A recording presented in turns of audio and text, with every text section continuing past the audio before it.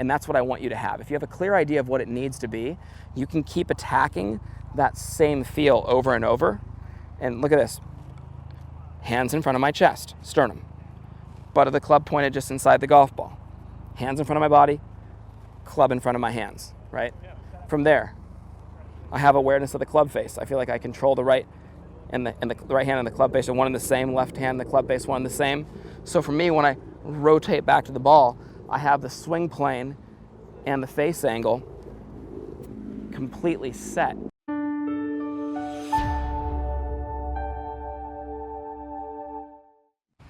All right, buddy. So what are you doing? Getting that takeaway better? Trying to feel like it's a little more natural? Yeah, and like, then also like keep in sync on the down swing. Yeah. I feel like I was like get ahead again. Your upper body and was yeah. turning ahead of your hands? Yeah, I almost feel like I need to go like this, you know? Like arms ahead of your body almost feeling? Yeah. Back to the target, get your arms moving? Yeah. Otherwise, like... What happens otherwise? Like, I don't know, stand up or something. Yeah, like you're in front of your arms and hands? Yeah. Okay. When I think about your golf swing, like right away, like for me, when I'm just thinking about the clarity at which you should be going about it, I think about the takeaway. I think about just having that simple shaking hands feel and making sure the golf club in your club face, the club face in your hand, are in a straight line and just in a very simple position there. Sometimes you know how it's, just right here. So when you have to stand up and stall out, that shut club face doesn't help the rotation. But this club face promotes it, right? Yeah. So if you have that number one, and then you have that big turn with your arms staying more with your body, right? Not lifting. Because if anything, last lesson, I think it has a lot to do with why the club face was shut, with why the elbow was high, right? Think about it. This way. Uh-oh, elbow's already up. Look where it should be. Look where it is. Way up there. Or, ready for this? So for me, club face, plane, connection, all get better as a result of just making sure that right arm's in a simple spot here. More rotated in, shaking hands feel, something simple like that. And then being able, when that right arm's tucked, you can rotate so much more through impact, Yeah. And not have to worry about the club being in an awkward position.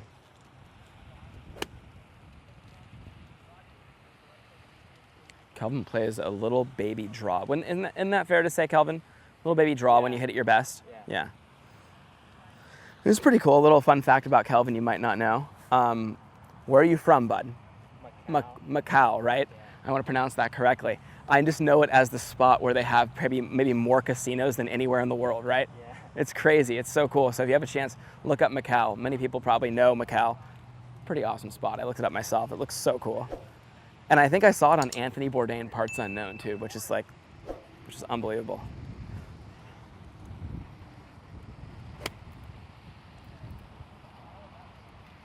It's close, dude. It actually looks, I'll tell you right now, it looks better than last week. But I think we can still improve. I think you still need to do a better job with your right arm.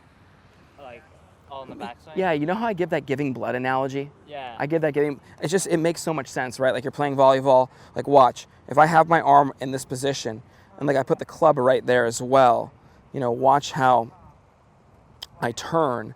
It just follows the plane perfectly. And not only does it follow the plane, it's right in front of the center of my body. So, when you look at it, it just not only keeps the hands in front of my body center, but just keeps the club working on that ideal plane. Now from here, look what it does. It forces me to turn in order to hit that golf ball straight. So I would still work on the way that you get the club to this position right here. Okay. Do you think the ball helps, between... Yeah, here's the thing. It's funny. I was having this conversation with somebody else today, and it's pretty. I'm the kind of guy where personally, I don't like the ball. Personally, I just don't like it. Yeah. Some people respond really well to it. I put a tennis ball between a guy's wrists the other day. That one helped a ton. It kept the arms together, prevented all the widening of the elbows and the weird rotation of that right arm. Yeah. But I just love for me personally, I just go like this. I go, hold on, I'm giving blood. I feel like a this elbow pulled in. I feel this arm externally rotated a little, the shoulder, I should say. And I just turn and I can feel how locked in this is. And I can feel that my body's turn is the only thing that's going to move that golf club up the plane. And it's already back to where it needs to be, you know, for me to unwind. So I just think that doing this often, being here and being like, wait, okay, so let's just get back, right? Get back to that same spot. Yeah, I kind of like that, by the way. It's like I see people do it like split grip and things like that. I like going like this, like literally give blood.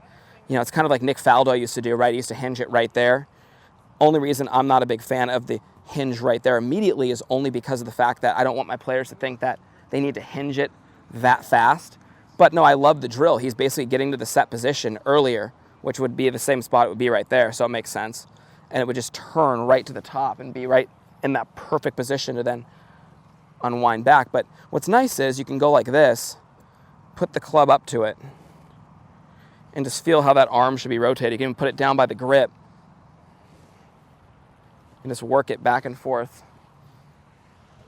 And what's nice for me to, you know, for me, and I think that you'll feel the same thing, is if you have your right hand on the grip correctly, you open up your right hand, the club face and the right hand are one and the same. So I take the club back, look at, I can literally feel the club face and where it is. Club face awareness, we call that.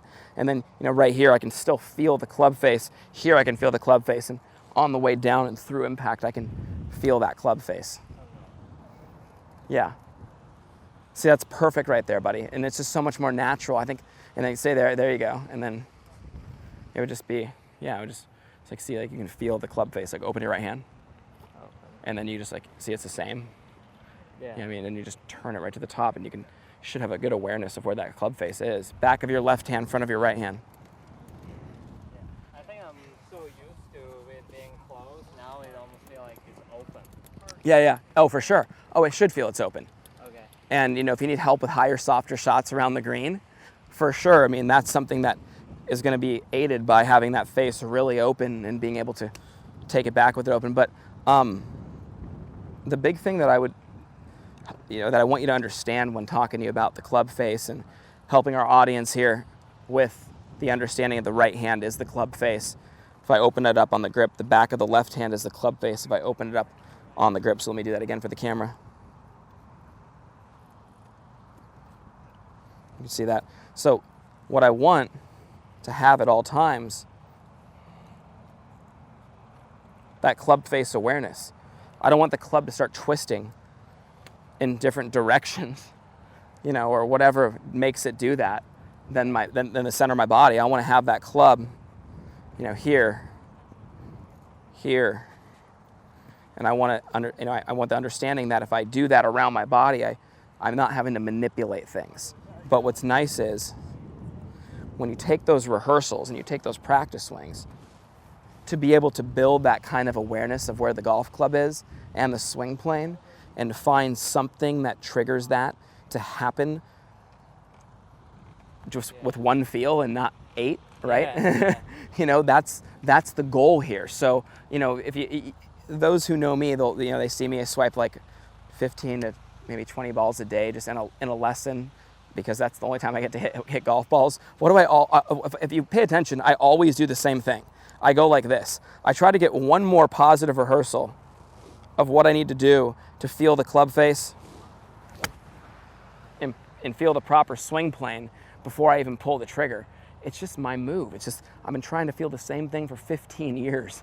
And it's only because I had a clear idea of what it actually was. And that's what I want you to have. If you have a clear idea of what it needs to be, you can keep attacking that same feel over and over. And look at this. Hands in front of my chest, sternum. Butt of the club pointed just inside the golf ball. Hands in front of my body, club in front of my hands, right?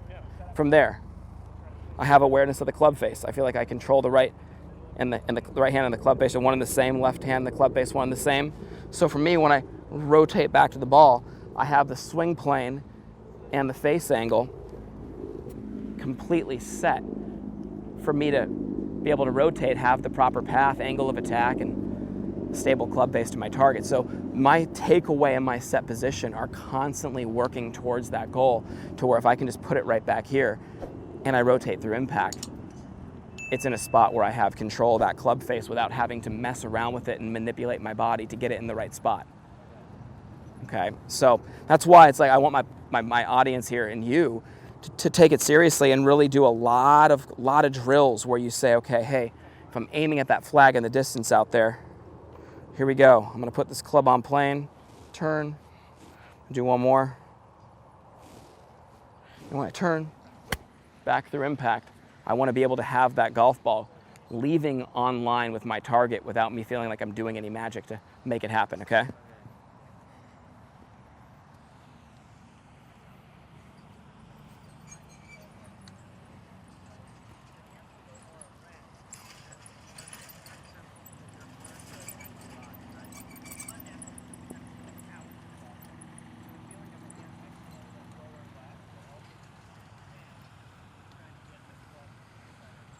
Good. That was good. That was really good. Just do that with the body and not the hands.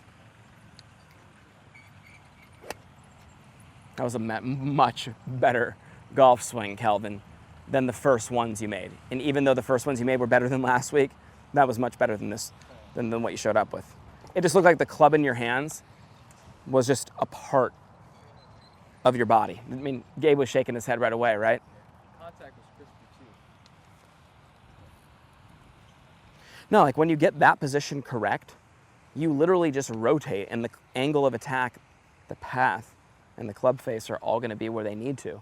So it's not like you need to be sitting there doing anything but constantly getting in the right setup, having the right takeaway. You know, they call it the set position for a reason. It's set, it's done. Get it there and just turn.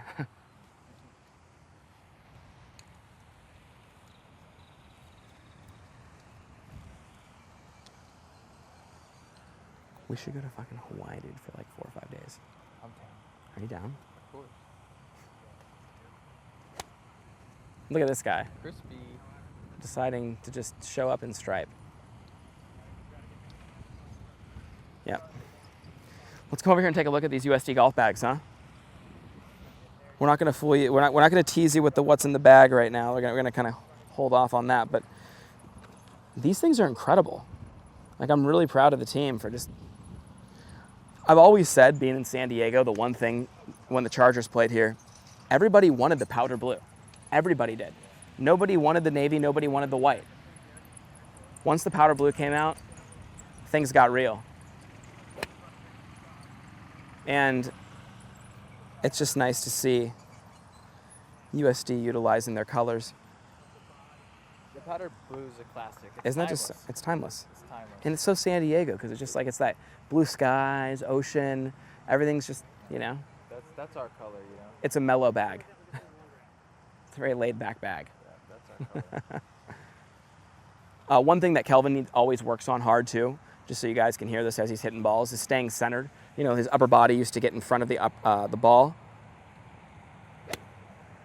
And that forced a lot of this.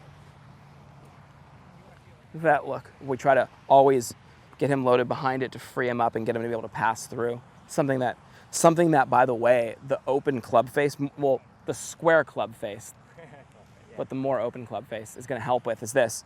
If I'm here, guess where I'm going to be? A lot of times, I'm just saying, if it's shut compared to where your body's feeling. But if we're square, well, now I can rotate more level around my body to be able to get it to the target, okay? It's good. Thank you guys so much for watching our video. Any questions or comments you have, please leave them below. Also, click the link below to pick up 3 free videos. We appreciate you guys. Enjoy our channel.